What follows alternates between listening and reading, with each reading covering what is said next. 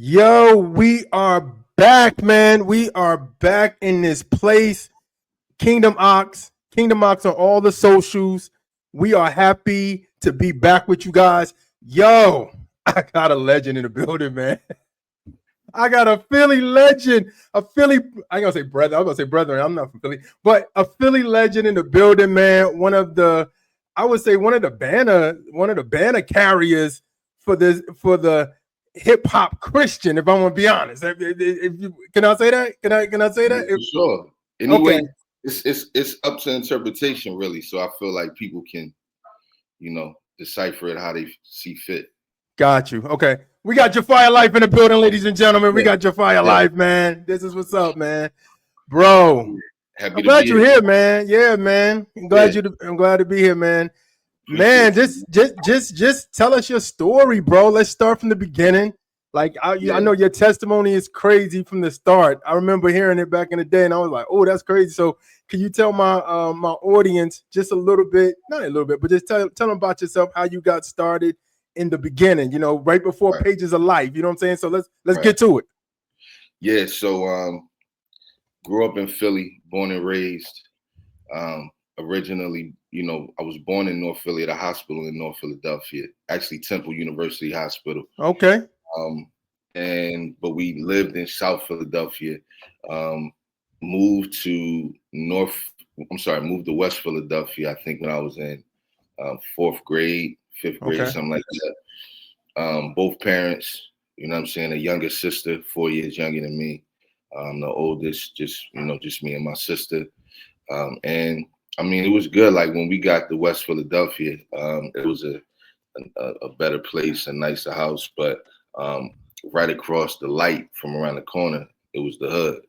You know what I'm Wow. saying? So once you cross that light, it was kind of like you in the hood. And my school that I went to, was on that side, especially high school. So all my friends came from that side of you know, that side of the Yeah. block. You know Yeah. what I mean?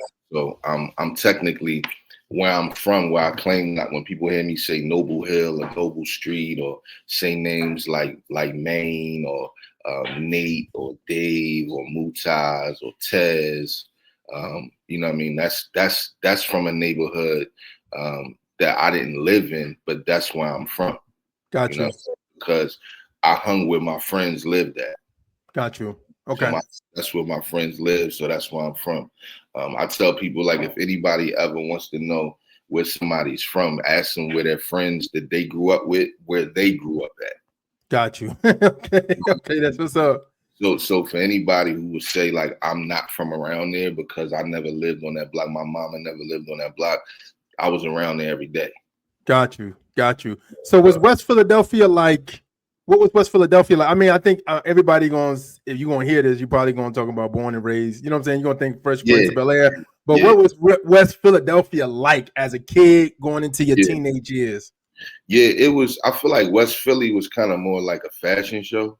Oh wow. Okay. And yeah, it was like, I'm not saying the whole of Philly didn't get fly, but West Philadelphia was a bit more elevated in that because I think if to be honest, I think that, and I've even seen a post on social media where somebody from Philly was breaking down the different parts of Philly, and Mm. there's like West Philly had all the baddies. You know what I'm saying? So you know what I mean? So so you figure like a lot of times when it's a lot of women around, the girls around, guys want to be fly, extra fly. Yeah. Especially like a high school I went to Overbrook High School. I went to the Got same high you. school as Will Smith. Dope. Truth went there too. Got Truth, you. me and Truth went there at the same time. We used to see each other. Really? Yeah, we used to see each other in the hallways. Did y'all know like y'all lives was gonna be kind of like in the same market? Like, did you think that, or did you like, I nah? don't think we did because we hung around. We hung in different crowds. Got you. You know what I'm saying? But the interesting thing about me and Truth is that like our mothers are like sisters. So I call his mom. I call his mom Aunt Martina. Wow, that's crazy work. Yeah, so Wow. like yeah, you know what I mean. So we didn't know though at that time. I think we were both just, neither one of us had record deals at the time. We were still in high Yeah. school. You know what Got I mean? We you. didn't know what the future had, but where Truth was already kind of like stamped in the church because of the church he went to. His father was a pastor there. Oh, He got you. Truth played drums at his church growing up. Yeah. I remember him saying that. I heard him say that years ago. I seen a picture of him like drumming and stuff. Yeah. Yeah, he played drums at his church. So he was already heavily in the church, like probably more than me, even though my parents went to church too. You know what I mean? Got you. This was outside more. Like I Got you. grew up outside. I'm not saying Truth wasn't outside, but I mean he talks a lot more about it on his more recent albums. Yeah. Like some of his struggles growing up in the neighborhood. Yeah. But for the most part, I feel like our upbringings were a bit different because I was more of a hip hop baby. Got you. Well, he even said to himself he was more he was more church gospel stuff than like hip hop. You know what I mean? Yeah, I was more street. I was more outside street. Like you know what I mean. My parents had to come look for me. They had to come look for me in the hood. Oh, got you. Like What was that? What was that appealing like? What was the appeal of the streets? Even though you had, did you? I believe you said you had both parents in the house, or were you? Yeah. So what was the appealing of the hood with even with both parents? Because we always hear that story of like single parent. I'm the only boy, and my mom or my sister is like you know what I mean. So I'm gonna go to these streets, but you have both parents. So like, what was the dichotomy about like the street life that was appealing to you, even though you had a pops in the house? Great question. So I think for me, it was really understanding that I didn't have any older brothers. So when I walk to the store, I might get into a fight. Wow. Like I might get jumped. Yeah. Like, and I wasn't the one in the neighborhood. Like, even though it was by myself before. This is before I even started hanging around Noble Street. You know what I'm saying? Like where my parents live. I'm actually at my parents' house now. Oh, wow. Okay. Came over here, right? I'm here now. My mother's in the kitchen right now. Got you. So yeah. So basically, before that, I understood that at some point I needed some reinforcements because I wasn't the one, and I wasn't the kid that was by itself that you just was going to bully. I was going to fight you.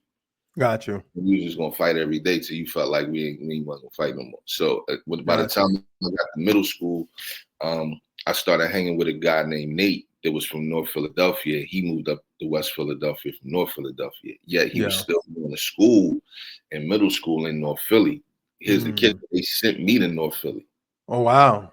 They sent me to school in North Philly. You know what I'm saying? Yeah. So my mother called the teacher, I guess, and asked, is there any other students that travel back and forth from the school in North Philly to West Philly? And, that student was Nate. So, our mothers clicked up, and me and Nate clicked up, and we would go to school back and forth. But after school, I would wait at his house until my parents got home. Yeah. So that's how I started hanging around there. That's how I started hanging around there. But my other friend Dave from church, he already lived around there, and I used to go see him around there before I even knew Nate. Got you. So Nate started coming around. So Dave started coming around the corner to Nate's house because I was there. Yeah. Now it's 3 of us instead of 2 of us. Oh, wow. Then you got Miz and Jermaine across the street, who we didn't actually get along with at first because we was kind of new around there. Got you. Because they knew Dave from living around there, we ended up all getting cool. Now you got 5 of us. Yeah. So it's kind of like the street life wasn't something that I really was kind of enamored by. It just happened that where I hung out with my friends after school. Got you. In their neighborhood. And now that I'm walking the store with them, we breaking down food together, platters, 4 wings and fries, 6 wings and fries. We breaking it. We eating together. We going to school together. We, so if one of them get into trouble, I'm gonna help them. Got you. Yeah, well, that makes sense. So the first time one of us get into something, if all of us help them, they see me by myself. It don't matter that it was my other friend who the issue was. I'm with them. Wow. So now if they see me by myself, now I'm officially, they think of them, they think of me, they think of them. They think of them, they think of me. Wow. You know what I'm saying? So it's like, I really never asked to be, per se in the street life, but that's just why I hung around. And then I will say though, to be honest though, I saw opportunities presented to other guys my age from older dudes to get a couple dollars. Got you. You know what I'm saying? And what Yeah. I did, yeah, so I was just like, I saw a couple people do it who I was a little closer to, and I was like, well, maybe I can do it. I want to be able to not have to ask my parents for money, especially for the things that I really want. Yeah. Already had a job. I was actually working at the zoo with Nate. I was working at the Philadelphia Zoo, flipping burgers, where you take the families going there and eat for lunch when they at the zoo. Yeah. I was in there working there, teenager working in there. Yeah. So I started traveling. I got my first pack when I was probably like 15, 16. Oh wow. And Yeah. what year was this? This had to be like mid 90s, like 94. Oh wow. This is around the Wow. time it all was being communicated through the music with like Wu-Tang Clan and Yeah. Nas and Jay-Z and Biggie and you know what I'm saying, different people like that, even on the West Coast. So Yeah.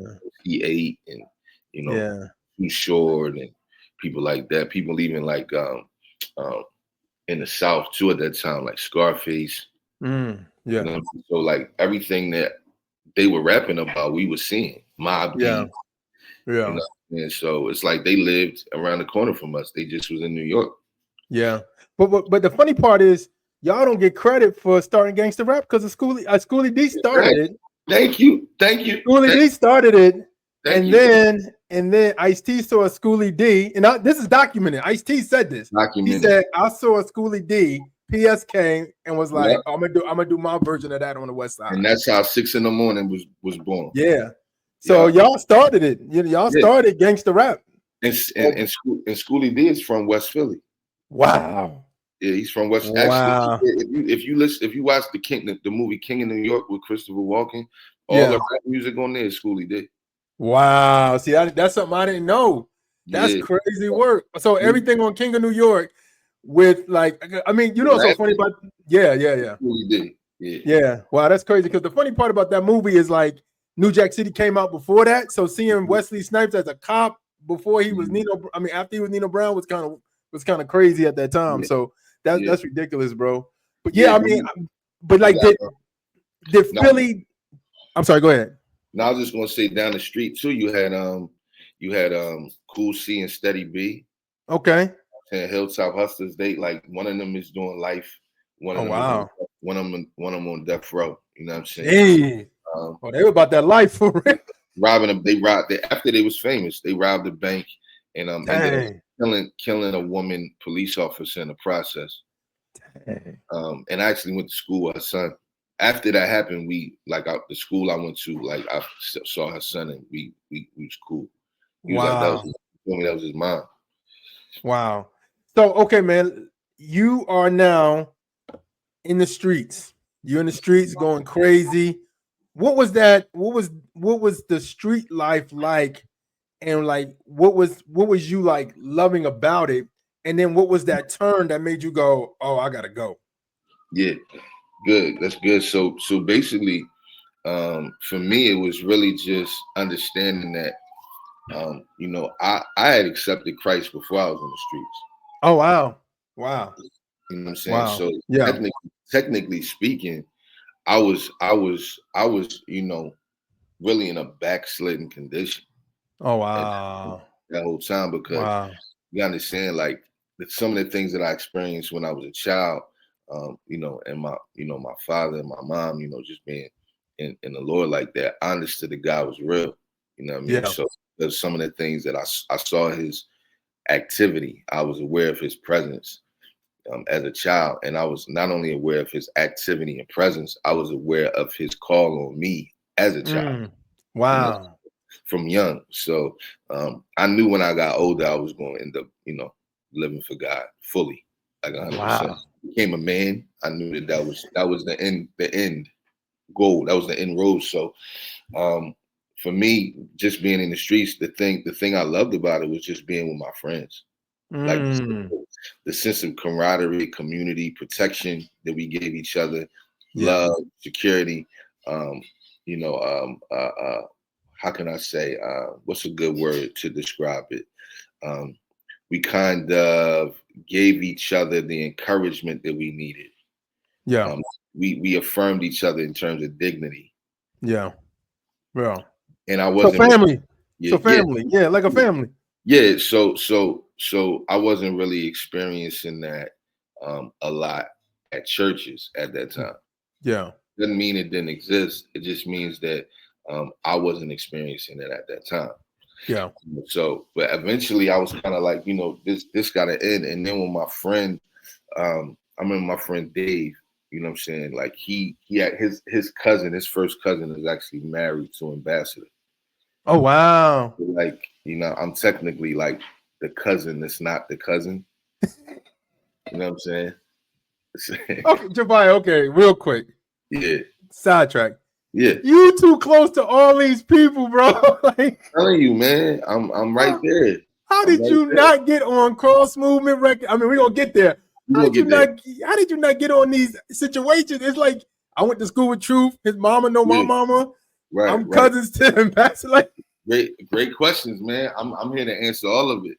But like just to be specific about the question you asked about just leaving the yeah.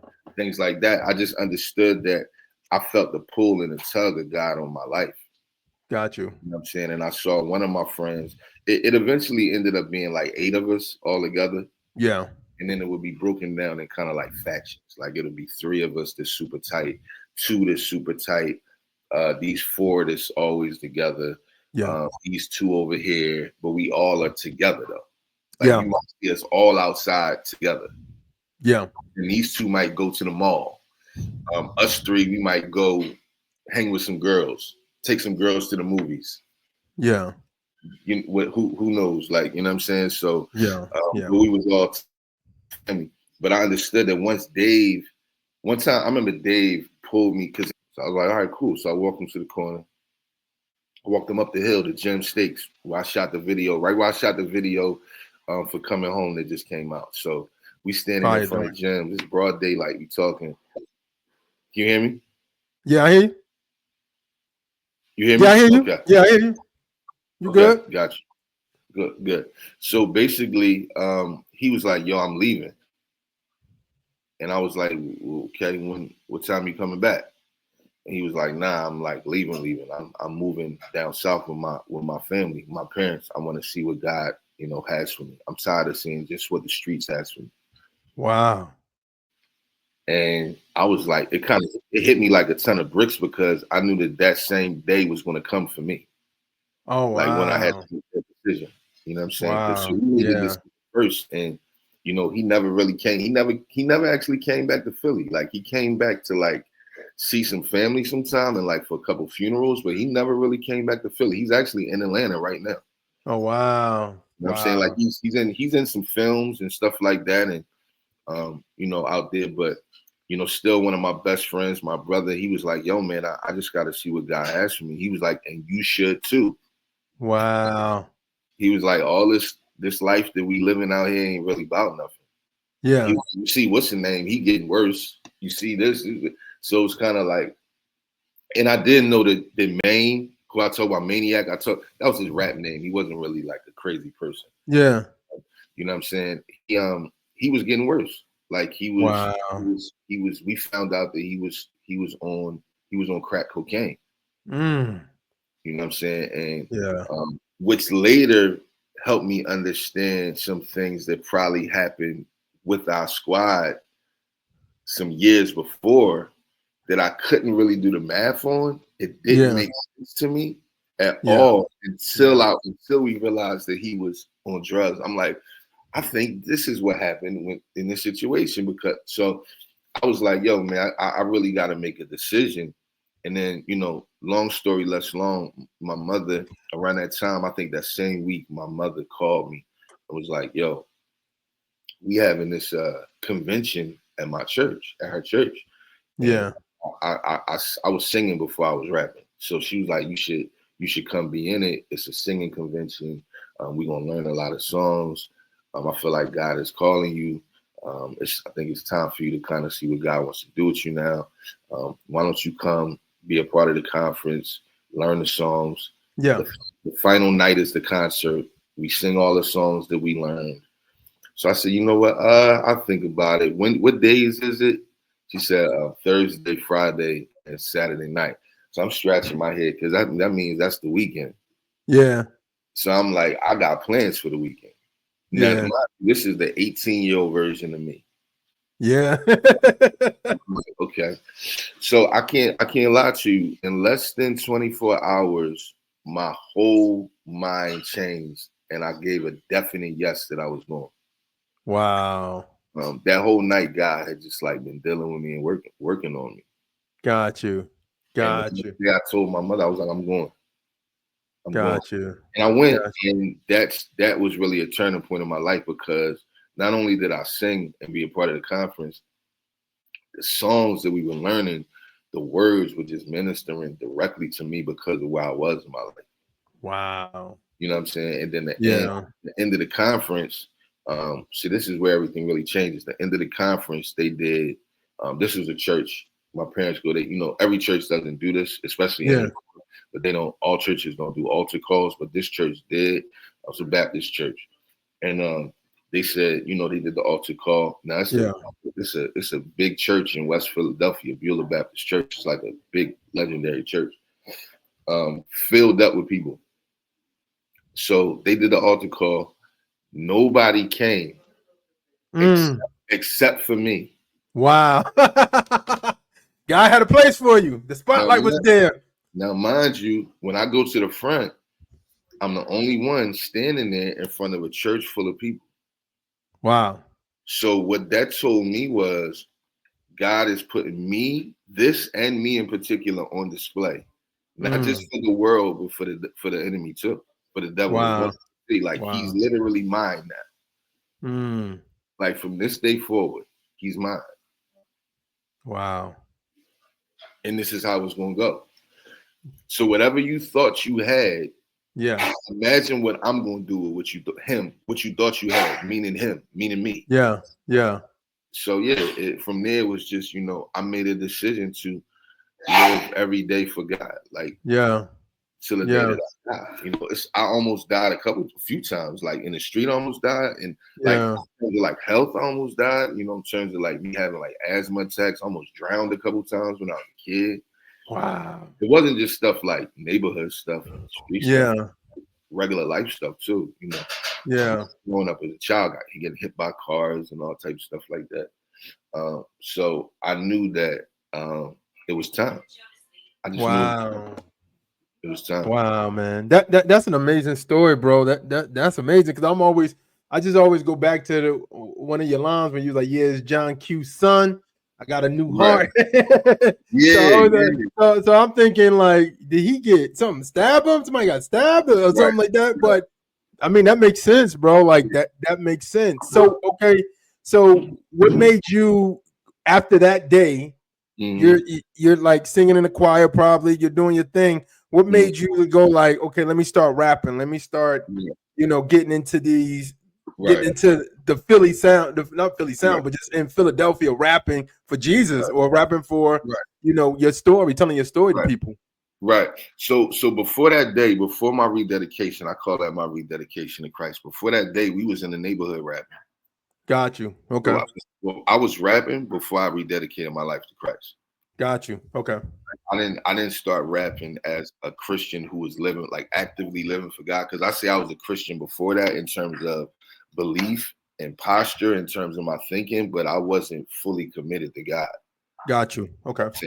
So before my commitment, just knowing God, we was in the neighborhood like doing all kind of stuff, just good or bad, like majority good though. We wasn't just out there just doing stuff that people may think we was doing like on a daily basis.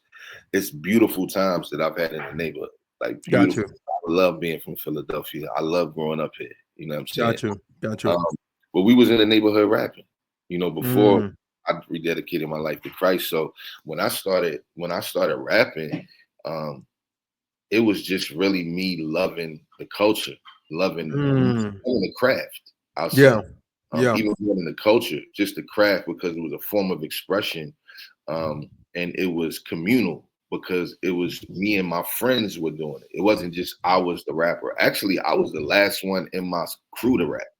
Oh wow. I wasn't like Wow. I wasn't leading the charge. I was like Yeah. literally the last one. Got you. Okay. I learned how to rap from listening to my friends rap. Got you. So, So nobody influenced, like no rapper in the mainstream that y'all was listening to while y'all was like outside influenced you, or was it more like my homeboys was nicer than these people in well, on the radio? they deserved, a couple of them actually deserved record deals, but they I would say, you know, for sure it was well, the rappers that were out inspired all of us to rap, even though I was the last one of us to rap. Got Like, so you. Got like you. 94 was very pivotal. Yeah. You know what I'm saying? You had Yeah. Illmatic and you had Ready to Die and you had The Score and you had Yeah. one of them um Duck Down Buckshot albums, and you Yeah. had a bunch. I mean, 94 was probably like the most lit year in terms of the 90s, as far as like it was just stacked with classic albums. Yeah. Yeah. And 94, 93 before that with I think the first Wu-Tang Clan album came out in 93 or 92. Yeah. Um 93. yeah, 36 Chambers. Yeah. you had people on like you had people like Scarface and Ghetto Boys. You had movies like Minister Society and Boys in the Hood. You know what I mean? All of that was influential in terms of like us as youth and in terms of rap culture, because Yeah. those movies were littered with rap music. You know, Yeah. so even though it's from the West Coast, so yeah, those are the artists that influenced me. You know, influenced us. Scarface, Ghetto Boys. Yeah. Um, you know what I'm saying? Ice Cube, NWA, MC8, you know what I'm saying? Even like just being from Philly, like, you know, the Roots and early, you know, Will Smith before when he was still a Fresh Prince. Yeah. Songs like I Think I Could Beat Mike Tyson, and you know what I'm saying? What else? Just Parents Just Don't Understand, and Yeah. all these, Brandon Funk. yeah, Brand New Funk, Summertime, like all of these legendary storytelling conceptual records um, gave birth to me understanding that maybe I could be, you know, creative in that way as well, because I was already creative in terms of writing and Yeah. drawing and stuff like that, painting. You know what I mean? I used to, when we was in South Philly still back in the days, I remember every Saturday my parents would send me to art school on Saturdays in South Philly. Wow. Yeah. Man. Yeah, yeah, and then like me and Will is connected because of our families. You know what I'm Will saying? Smith? Yeah, No. the fact. I ain't gonna get on a cat because people gonna see this that know me and they gonna call me out if I cat. So Wow. yeah, so you know, Will has worked with, and then Will has worked with my producers. Will has worked with Saint Man. Oh wow. Oh yeah, that's right. That's You know what right. I'm That's saying? right. Will That's worked with right. Saint Man. So Charlie Mack, like Will's best friend, you know what I'm saying? He was just on the Yeah. field of the game last night behind Saquon, like jumping around. Charlie Yeah. Mack, I mean, first out the limo on Instagram. No, no, Um, no, no. I know yeah, about Charlie Mack. yeah, I that's know, big. I know, I know Charlie Mack. They used to say Charlie Mack was getting busy. So Yeah, I know yeah, about Charlie Mack. I heard yeah. about him. So yeah. That's big, bro. Like I just saw Charlie not too long ago at my homegirl, Maserati Niche house. Got So, you. so basically, what was I saying? Oh yeah, so Will, his mother is best friends with my aunt. Jeez. So I know his mom. Like I Yeah. know his mom. Like I know, like his sisters are like close best friends with my cousin Carmela. Watch you. You Wow, know what I mean? man. So it's like, you know, like I went to the same, like when I went to middle school in West Philly, my aunt and Will's mom worked in the principal's office together. Wow. So That's crazy work. and Will and them, this when they lived across the street from the middle school. Wow. You know what I mean? So it's like I got a lot of, Yeah. I got Charlie Mack stories that me, like Charlie Mack and Kirk Franklin stories with me. Really? Yeah, like I got, Wow. like, one thing people know, the people who know me, they know like I got a lot of like experiences and stories that I probably never even told, that people don't even know, people who I'm connected to. That's crazy, man. It's Philly is okay. What you saying all this? Is Philly like is Philly big or is it does it seem big but it's really small? Because Atlanta's kind of like for somebody who's not, it's like the circle is small, but it Yeah, can seem big to somebody yeah, who's trying to break into it. You get what I'm saying? right. Yeah, yeah. I would say that Philly is big. Gotcha. It's a metropolis. It's one of the biggest cities in the country. And I think that, but it's small in terms of, connectivity. Like it's a lot of like, people connected to each other. You know what I'm Got saying? you. Like, if it's an issue between people, nine times like a real like with people who are prominent, we can either end up getting on the phone together, or we know a couple people in between us that can get us on the phone. Got you. You know what Got I'm you. saying? But Okay. Philly is pretty spread out. It's a definitely a metropolis for sure. So I guess the question goes like, okay, so while you are starting to rap and getting into those times, is Major Figures is like popping at the time, or like is it just like Will, Mm, Fresh Prince, Jazzy Jeff? Is it the Roots? And then like, I'm sure Eve at the time is doing her thing, but like in that 90s era of hip hop, is it just like the major figures and then like Philly's Most Wanted? Like, is it that that scene, or is that like later early 2000s that I'm talking about? that's late '90s. Got you. Okay. That's late '90s going into early 2000s, but primarily late '90s because you had a real heavy like freestyle DVD scene in Philly. Got you. Okay. You know what I'm saying? You had like a heavy mixtape scene here too. So you had Got you. years, but really you had like I would say like when once Bean signed with the Rock, and then he brought Beans, I some forgot. Stay State prop. Property. Yeah. They grabbed like people from other people from Philly and kind of formed State Property. That wasn't pardon me, that wasn't a group like Major Figures was like before they got the Rockefeller. Yeah. Major Figures was already like Major Figures as a collective, before they signed any deals. But they weren't hanging together like State Property. They not even all from the same neighborhood. Yeah. I always heard State Property was like a boy band kind of vibe. And what I mean by Yeah, that is like we got some people together, these the best, let's put them together and make a group. That's yeah, all I've heard pretty much. about that about State Yeah, Property. yeah, Yeah. pretty much. Got you. Oh Okay. yeah, So Pages of Life. How did yeah, we how yeah. did you get that deal for that album?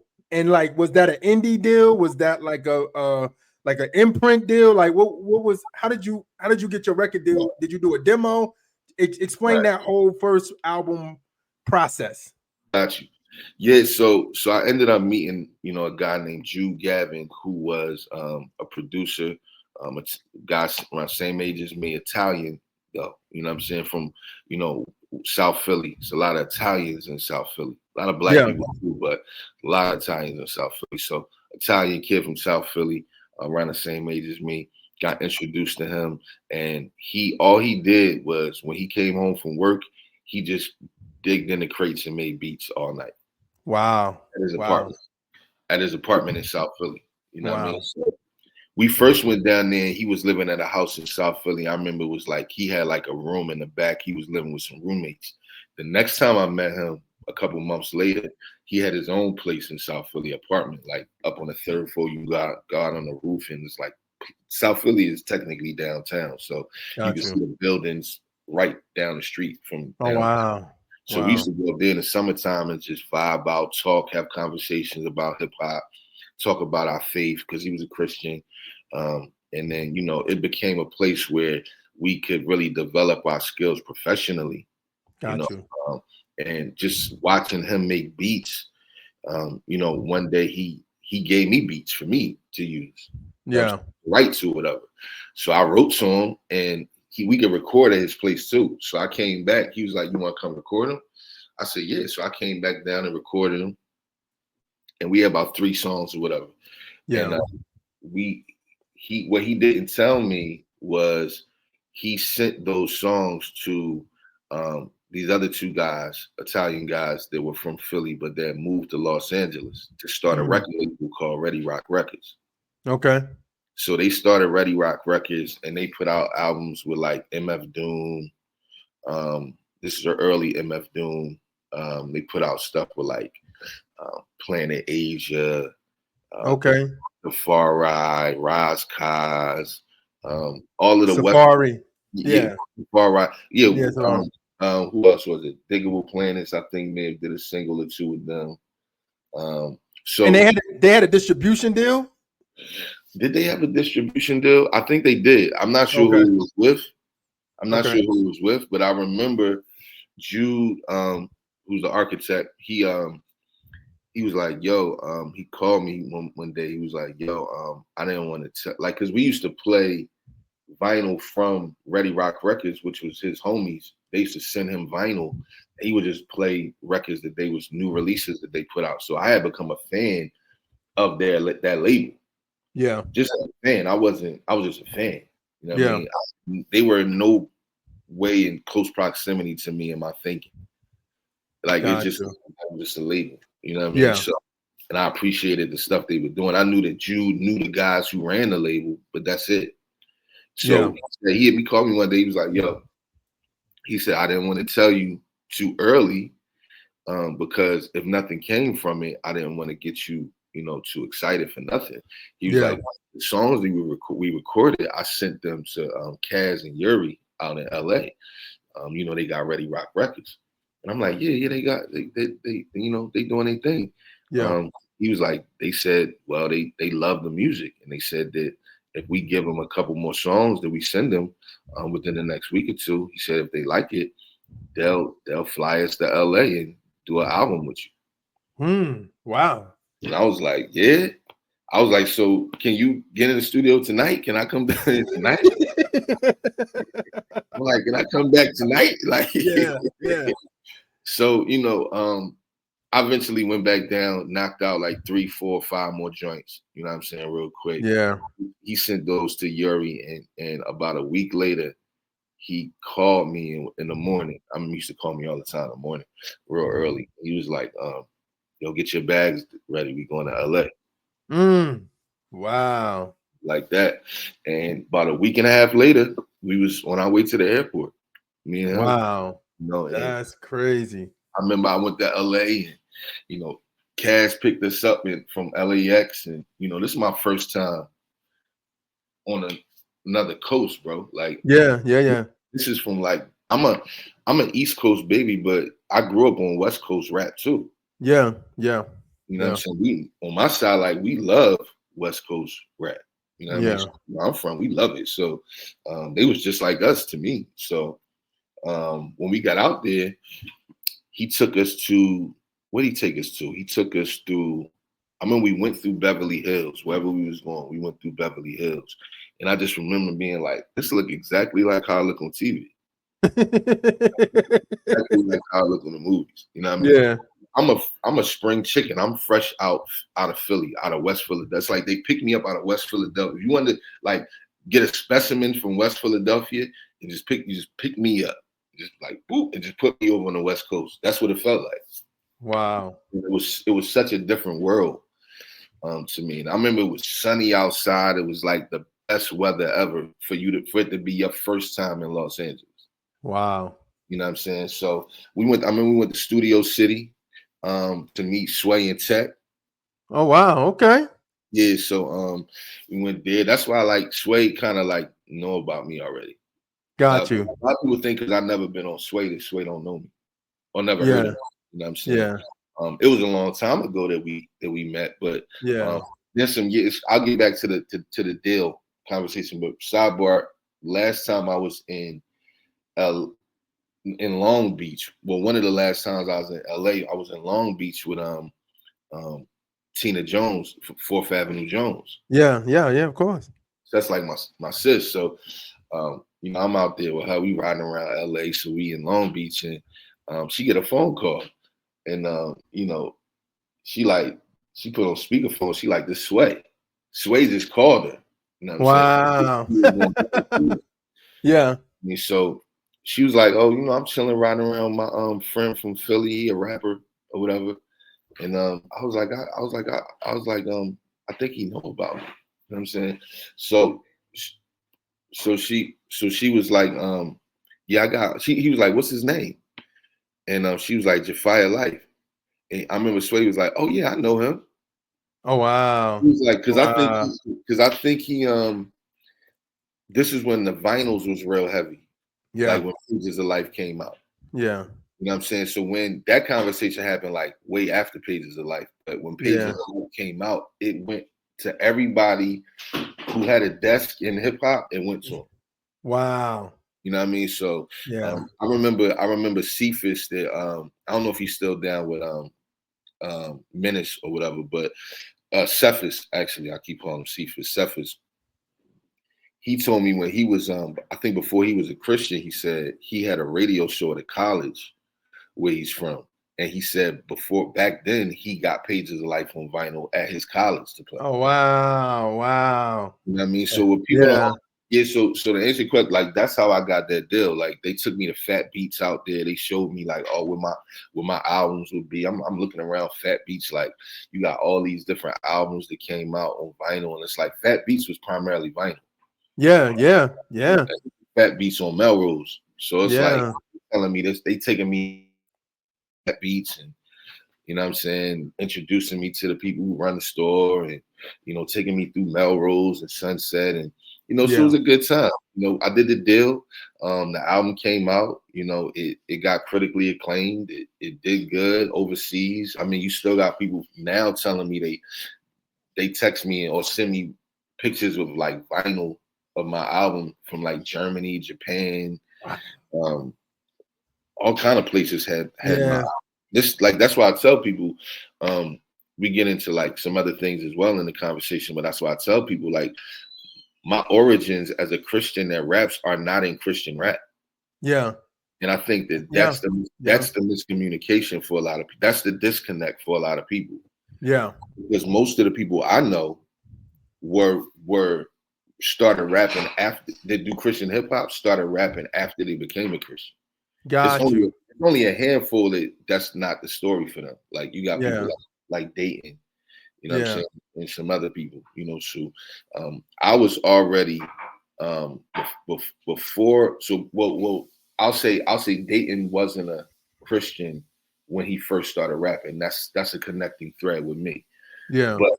But but for me, I was doing music in hip hop as a Christian Got you. before I even was attached to anything that had to do with Christian hip hop. Got you. Like, Even though like in your hood, I'm sure Heaven's Mentality is coming out with Cross Movement and all that. Even and I know you getting a whim of them because they're out of Philly.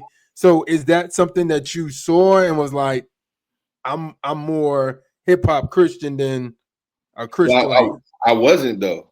okay, I didn't know about Cross Movement back then. got you. That wasn't coming across my radar because I wasn't tapped into Christian hip hop. Got you. Like Cross Movement was coming out more so in a different space to me. My first album was in like record stores where you like in Philly and New York and LA where it was on vinyl. Like when you ask Eshawn Burgundy, I remember Eshawn told me, he was like, when I first heard about you, it wasn't through no Christian rap. So he said, I saw your first album, Pages of Life, when I was in a record shop in Philly. Wow. So it's like if anybody else was going to a record shop back in those days to get an album from their favorite artist, it was like I was right next to those artists in the store because I was on Ready Rock Records. Yeah. They weren't Christian. Yeah. I was the only Christian on that label. Yeah, and you had some heavy hitters on that label, lyrical giants on that label. And they used to all talk to me about they used to all want to talk to me about my faith. That's it. Really? Yeah, they didn't want to talk about music. You talking about the artists like MF Doom and all that? Really? Yes. Wow. Yeah, they used to want to, and the ones from Philly. Wow. Philly, on the underground who I was connected to. Yeah. I remember an artist named Chief Kamachi. That's like he does a lot of stuff in Europe too. Like he underground artist who was real big in Philly around like the late 90s, early 2000s, had vinyl out and everything. I remember he was recording at this spot in Philly where I used to record. And he had a session before me. And I called the guy whose studio it was to tell him, you know, what time I was going to get there. He said, Kamachi here now. He's finishing up, but he said he's going to wait for you to get here. I said, Kamachi, he waiting for me? Yeah, he want to talk to you. He said he heard the album Pages of Life. He said he loved your album. He want to talk to you about your album and about your faith in Christianity. Dang. So I got to the studio. Yeah.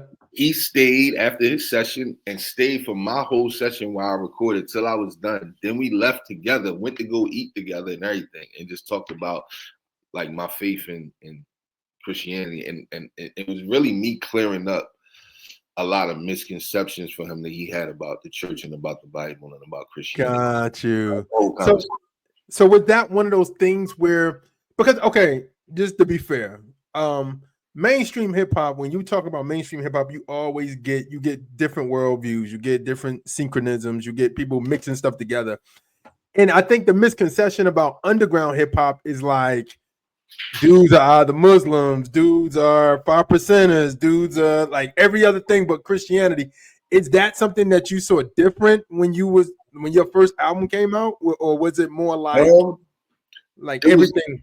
it was a double-edged sword. It was twofold. I think that it was both because Okay, it was artists who, you know, were actually Muslim, 5%. gotcha. But they Yeah, were just a lot of those dudes came up in the church but got turned off at some point. got you, got Really what you, it was. They there was no discipleship. Like got you. I tell people all the time, like the church, we've been very heavy-handed and on evangelism, but Yeah, very light on discipleship. got you, got you. You Yeah, know? And yeah, they're married. The two are married. They both yeah, exist separately. You know what I'm got saying? you. Discipleship is a part of evangelism. Yeah, yeah, You know and what I'm and saying? yeah, and that's the thing that people kind of miss out on the church when it comes to like right now we're seeing a mass exodus back into the church with the younger generations. We're Yeah. seeing people coming back, but now it's time to be like learn from our past. Like, yo, as the church, we got to disciple these people. We Mhm. can't just Yeah. can't let them come to church Yeah. and Right. join stuff, but we got to help them walk this thing out. Mhm. You know what I mean? Yeah, yeah. So, but then on the flip side, to answer your question, why I say it's both.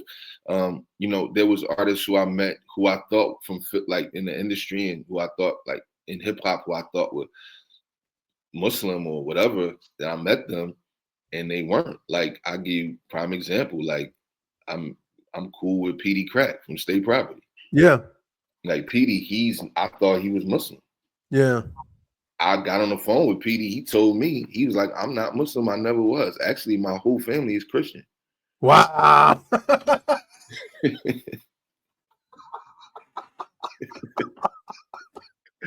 That's what he told Wow. That's me. Like crazy work, man. yeah, like when I first talked to him, I didn't even send like try to give him no music. We got cool, you know what I'm saying, from mutual friends and music. And you know, he told me he liked my music, but the first thing I sent Petey was a John Piper sermon clip. Wow. Like, you know what I'm saying? It was about him talking about the prosperity gospel. Yeah. I knew that would connect with Petey because I knew that the first thing that people think about that come from that world when they think about church is how money centric the church seems to Yeah. be from their Yeah. perspective. So Yeah. for him to hear a pastor be so passionate and accurate and um, um, just genuine in his verbiage that yeah, I knew it was going to affect him. I knew he Got probably you. never heard nothing like that before.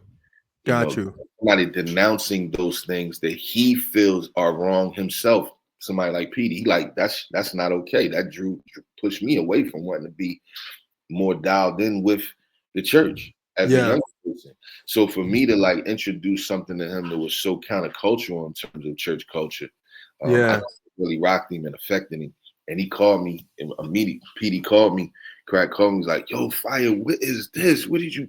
I never heard nothing like this. I never heard no preacher talk like this. This is crazy. I let my mom hear it. I let my barber hear it. This Peedi Crakk from State Property." Wow. So and this is going to get me into Hell's Diary, but that makes sense with Reverend Todd's Yeah, where Reverend Todd's skit came from because of what you just said. Was that based on somebody for real, or that was just based off stories you kept it hearing? was it was a compilation of people into one person. Got you. You know what Okay. I'm saying? Over my experiences in my life that I Got encountered, you. it was probably a little bit of this person, that person, all in one.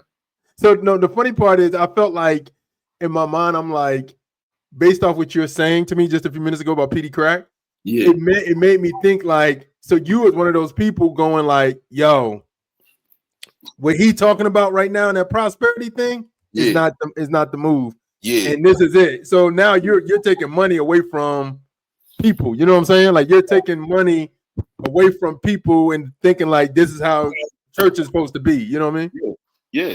Exactly, exactly. Yeah, I'm just gonna charge this computer. No, it's straight, bro. Yeah, You straight, bro. It's raw uncut right now. yeah. You know what I'm saying? So, Yeah, so basically, but yeah, go ahead. What up? Go ahead, go ahead. yeah. So I mean, I'm just thinking about that. So going to your second project, man, Hell's Diary. Uh-huh. What was Hell's Diary like? Like what was Hell's Diary like a little bit to you going into that? Did you get off Ready Rock or was it Yeah. So, was you on a total different label? so basically, what happened was Ready Rock had started. You know, the guy who was like the head guy running Ready Rock Records, he had started getting in some legal stuff. Got you. Like I said, they weren't Christian. Well, not to say that Christians don't get in, like Christians don't do crime, but he had some legal stuff going on. He went on the run. Oh wow. He was on the run, and you know, that left just his partner. So his partner was kind of having a difficult time running the label just, by itself. Yeah. Uh, so they kind of started shutting the label down. So I was like, I'm gonna just do my thing, like Yeah. independent. I already got traction in hip hop. I mean, it's people who I'm a fan of now that's reaching out to me. You know what I mean? Yeah. There's people who I can do songs with if I please. Yeah. That's bigger than me. Um, I'm building relationships with some of these people who are behind the scenes at other labels and Yeah. tastemakers and stuff like that. So it's kind of like, let me see what I can do, you know. Yeah. And around that time, you gotta understand, like you had places like hiphopzone.com. Yeah. Remember that? Like that was holyculture.com before Holy Culture. Yeah. Yeah. Yeah. Yeah. Yeah. And Yeah. so anyway, like you had that, and a lot of people on that message board was like really champion. That was a Christian hip hop message board. So you had Yeah. my name coming up on Christian hip hop sites though. Even though Yeah. people were talking about me on like hip hop sites, Yeah. it was people talking about me now on Christian hip hop sites. Yeah. Like Holy Culture and places like that. So Hip Hop Zone. So they were talking up. It was divided though on the Christian hip hop sites. You had like 50% of the people were championing me, and the other 50% were kind of like anti me to the core because in their mind they said I don't see Jesus enough in my music. Wow. So I was like, I didn't know that. First of all, I'm just finding out that that's a thing. Yeah. Like that there's a requirement for rappers to rap about Jesus because they're Christian. Yeah. Like that's what Christian hip hop is to me. Like Got you. Okay. Christian hip hop is not just a Christian that raps. Yeah. Christian hip hop is very specific and concentrated. It's a specific subject matter that has really been set aside for the use of sole purpose in ministry. Got you. You know what I Got mean? you. That's what I see it to be. That's what Yeah. I always said it was. So and that's why I always said I don't do Christian hip hop. Now that doesn't mean that you won't get songs about Jesus from me. Yeah. And I think that that's one of the reasons why I've always leaned into just being a hip hop artist because it affords you the ability to be artistic in any subject that you decide. Got you. Got you. So there's nobody in hip hop who ever said to me, "You're Christian, you don't belong here." Got you. But you let the art, you kind of let the art speak for itself, and you let the art be so. It's almost like the Passion of the Christ, right? It's not like it's a Christian movie. It's a movie that talks about Jesus, and then at one time it was the highest rated R movie of all time because it was, the subject matter was so important and stuff like that. You know what I mean? Exactly. So I tell people, and I'm starting to say it more, and I'm gonna start saying it a lot more because I think it's important. People can call me Christian hip hop. Mm. Like I'm really like I think people think I push back against it so hard for reasons that I actually don't. Like it's like I'm not pushing back against the title Yeah. because I'm telling them they can't call me that. Once you Yeah. put music out, it's open to interpretation. I can't Yeah. tell if somebody says, Japhia, people have said this to me, Japhia, you my favorite Christian hip hop artist. I never say no, I'm not. I never say that. I Yeah. always, okay, cool. But when you ask me what I call myself, that's where the conversation usually goes left. Got you. It's not So about what they call me, it's about what I call myself and why I call myself that. got you. So okay, so I get that. I get that 100%. Like I'm not one of those people that's like, you gotta choose. I'm like, I enjoy everything. You know what I'm saying? Yeah, Like I was a fan of that tunnel rat era, that grits, that all that, and I'm a fan of cross movement. So I yeah, get the big scheme of things because to me, I'm like, just tell your story. If your story got Jesus in it, yeah, I'm rocking with you. So I didn't yeah, care about none of that stuff myself. You know what I'm saying? yeah. So, but now come to one of my favorite projects of all time, Okay. Fountain of Life. I love that album. Really? That's one of my favorite. Okay, to get to know me, I'm like a commercial person. Like I love, like one of my favorite rappers is Biggie, and Okay. everybody always be like, "Yo, ready to die?" I'm like, "No, life after death." I After just that. like the party. Like as a DJ, I like Right. the party joints. I like the vibe. You know what I mean? I like the like, oh yeah. So for me, I love Fountain of Life. I like Hell's Diary too. Mm-hmm. You know what I mean? Mm-hmm. I got on the Pages of Life later, but for Okay. me, I went to the store and physically bought Right. Fountain of Life because I was like, yo, this is incredible. And then I also had you on some mixtape stuff that I had from back in the day. But anyway, how'd you get on Beatmark and on Yeah. Fountain of Life? Great question. So a lot of people too tell me, and just again, a lot of people too say they call me a Christian hip hop artist because the first time they heard about me or heard my music was on Fountain of Life and where they got it from. Yeah, Like yeah. Fountain of Life was in Christian bookstores, but it was also in regular stores. Got you. Got So, you. we'll unpack a little bit of that some more too. But Yeah. uh, how I got the beat mark was, just um, being in the mix early on in music. When I went independent and I did Hell's Diary, Hell's Diary did really well independently. Really? Yeah, it did really well. Wow. Wow. I remember buying that from the bus shop. I don't know if you remember that. Remember the bus shop? Shout out the bus. Yep, my God. Yeah. Yeah. So, Got it so off that bad boy. yep. So basically, people in so Todd Collins is in Nashville in Christian music with Toby Mac. Started T.R.U.T.H Records with Toby Mac and Joey Elwood, Mm-hmm. and basically, you know, a guy named Alex Wright, who is a photographer and a producer. He was with 40 Acres and a Mule, Spike Lee. Okay. He Yeah. was he was my first photographer. Wow. Wow. So I'm actually my mother got the photo he took. I'll probably see if I can find the photo and even show it maybe that he took a black and white photo that he took of me down North Philly, in a backyard at one of Danny Garcia's friends' house. Yeah, you know what I'm saying. And my man Knox, he actually was signed. Knox is a Puerto Rican rapper. He was signed to Scott Storch. Got you. Okay. Yeah, so we was down there with him because his cousin Liquid, Puerto Rican cat, he was producing and for he was producing and another guy was doing graphics for Goatee. Yeah. Yeah.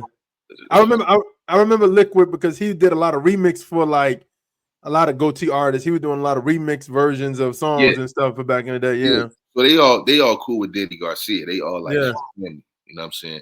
So basically, I get cool with Alex and I'm shooting a photo shoot at down the Badlands in North Philly with Alex and he was like, "Yo, you ever heard of these guys in Nashville named Toby Mac and T.R.U.T.H Records?" I was like, yeah, I'm starting to hear about them. I said, they like in the Christian industry, right? He was like, yeah. He said they come into Philly to a studio um, where um, where Liquid records at. And Got it you. was at a church. It was above a church in North Yeah. Philly. Nice studio too. He said they come in this week. I want you to come to the studio. I want them to meet you. I want them to hear your album.